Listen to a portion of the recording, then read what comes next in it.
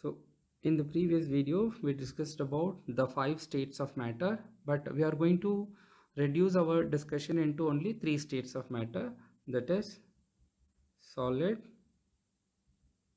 liquid and gas. So we said there is enough space between the particles or the atoms or molecules of solids, liquids and gases. What are the two other things that it exhibit? One is one small experiment we can perform to prove that they the particles or the atoms or molecules that make up solid, liquid and gases are in perpetuate motion. So atoms or molecules that make up the matter, either solid, liquid or gas, I mean no difference, all are in perpetuate motion. Perpetuate motion means in continuous motion. That is the reason why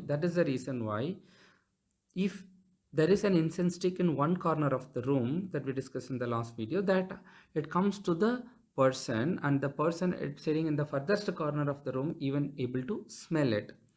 Or in case of a liquid, I'll just propose a small experiment. Suppose this, you take a small container and fill it with hot water, and you just have a small thing.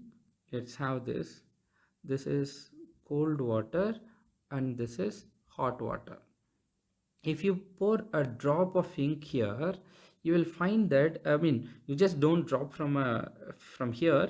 Just take your pen, come close to the surface and just pour one drop of ink in this cold water. You'll find that there is some small stream of ink forms before it disappears. And here in hot water, if one tiny drop, if you drop here the ink drop, what happens is you won't even see a trace of it. It just gets mixed up totally, so that the entire glass of water looks pale blue or something. If the ink is blue, it looks pale blue. So what happens, a small drop of ink is made up of tiny particles of ink, and that is taken to every portion of this liquid so that it just got disappeared. That means that is possible only when this water is also made up of tiny particles, and each tiny particle collide with the tiny particles of ink and take it to every corner. It is something like this. So there is a box. In this box, lots of billiard balls are just in constant motion, and all are white billiard balls. And you just also drop a few blue billiard balls into it. So what happens, this billiard balls, because they are in constant motion, after a while these blue billiard balls will be completely getting mixed up. So this, after this blue billiard ball would be here somewhere, would be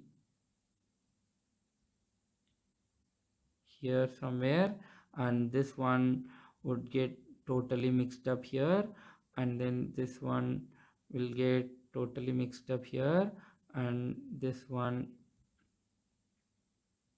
so that everything is actually totally kind of taken to different portions. So it gets totally mixed up, so you can't even just say that it is here or there. So it just get totally mixed up. So this is what had happened here with this ink experiment. So this water is totally mixed to every corner of the liquid. So if there are enough things, you'll be able to see that. So this blue will come here, this blue will come here, this blue will, so it gets mixed up. So this is possible only when all the tiny particles that make up are in constant motion. So that we need to understand whether it is a solid or a liquid or gas, the all atoms or molecules are in constant motion. Here the atoms or molecule move from one place to another place. In case of liquids and gases, atoms or molecules move from one place to another place. One place to another place. Whereas in solids, they are not moving from one place to another place. The atoms or molecules that make up the solid just vibrates, about their position. So this is the property which we are going to call temperature. So since all the atoms,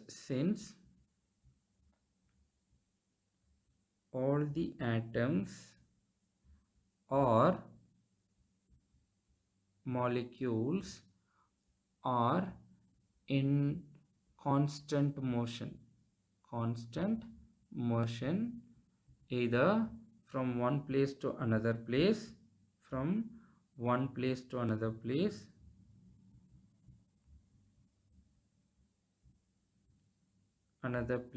or just a kind of vibration, then the energy because of motion or vibration is called kinetic energy. Kinetic energy. So if the kinetic energy is more, then the temperature is more. When the kinetic energy is less, the temperature is less. If on an average, if all the particles are in motion, the average kinetic energy of the atoms or molecules that make up the solid or liquid or gas is proportional to its temperature. If kinetic energy of the atoms or molecules are very high, then the temperature tends to be very high. Temperature of the gases or solids or liquids, temperature of the matter tends to be high. If the kinetic energy, if they are moving slowly, their temperature is less. If they are moving fast, their temperature is more. We can say that average. So remember this point. So this brings us a clear understanding of the heat and temperature. Okay, so average kinetic energy. Kinetic means moving. Because the gases, atoms and molecules are in solid, liquid and gases, the atoms and molecules are in constant motion. The energy because of motion, that's called kinetic energy. Kinetic means moving in Greek. So energy of motion. And we can also even say that because they are randomly moving, so we can say that energy of random motion. So the average kinetic energy is directly proportional to temperature, or we can just say the other way around. So the temperature of a solid or liquid or gas, the temperature is directly proportional to average kinetic energy of atoms or molecules that are moving in the solid or liquid or gas. So that's a very important point here to make. So the temperature of a substance is directly proportional to the average kinetic energy of atoms or molecules that make up the substance. Atoms or molecules that make up the substance.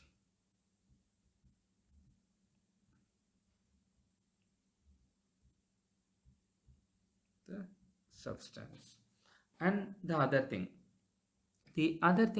here we are going to talk about is, one is the matter is made up of these things. Then the other three states that we are going to talk about: the solid state, the liquid state and the gaseous state.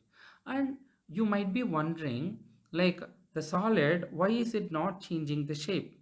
A liquid, whereas It takes the shape of the container, but it doesn't just disfigured from here or there. It just take and it is collected. So though the liquid does not have the liquid state does not have a kind of definite shape, but it still is collected. The liquid is collected and it is a solid.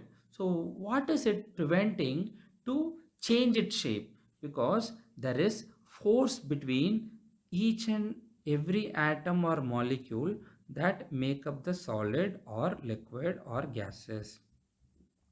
So the liquid particles are far away from each other and the gas particles are even further away from each other.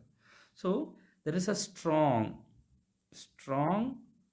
force exist exist between the atom or molecule that make up the solid. Compared to solid, the interatomic or intermolecular, because it's the molecular atom or inside it, so we call it intermolecular. That means force between atom and atom or molecule and molecule. So the interatomic or intermolecular force is strong in solid, and compared to solid it is weak, or we can say weaker. And the interatomic or intermolecular force means the force among the atoms or molecule that make up the matter. So the force among the atoms or molecules that make up the solid or liquid or gas is called intermolecular force, interatomic or intermolecular force. In if the gas is made up of atoms, we call it interatomic force. If the gas is made up of a molecule, it is called intermolecular force. For example, a simple thing, helium gas. So helium gas exists as helium particles. So in such case it is called interatomic force. But whereas you just think about a carbon dioxide gas, every particle is carbon dioxide. Every particle is carbon dioxide. The force between carbon dioxide and carbon dioxide is called intermolecular force. The force between helium and helium is called interatomic force because it exists in separate state. It exists as a molecule. So interatomic or intermolecular force, interatomic or intermolecular force. So the interatomic or intermolecular force, let me call it force of atomic or molecular force, is so great in solids, and in liquids it is weaker. It is for solids, it is for liquids. For gases it is the weakest. The interatomic or intermolecular force is the weakest in gases. So we need to understand this particular thing, that solid, liquid and gases. So the atoms and molecules of solid, liquid and gases have two major things. They are in constant motion. They are in constant motion either from one place to another place or vibration. Plus the other important thing is that interatomic force or the intermolecular force between the solid molecules or atoms are more, and they are weaker in liquids and the weakest in gases. So point is constant motion. Two is in force, the existence of interatomic or intermolecular force. That is why they are in a definite shape. Though they are not in a definite shape, they are still collected and they are just still called as helium gas or carbon dioxide gas. The fact that we are calling them, some mysterious force between them just keeps them together instead of just flying them off.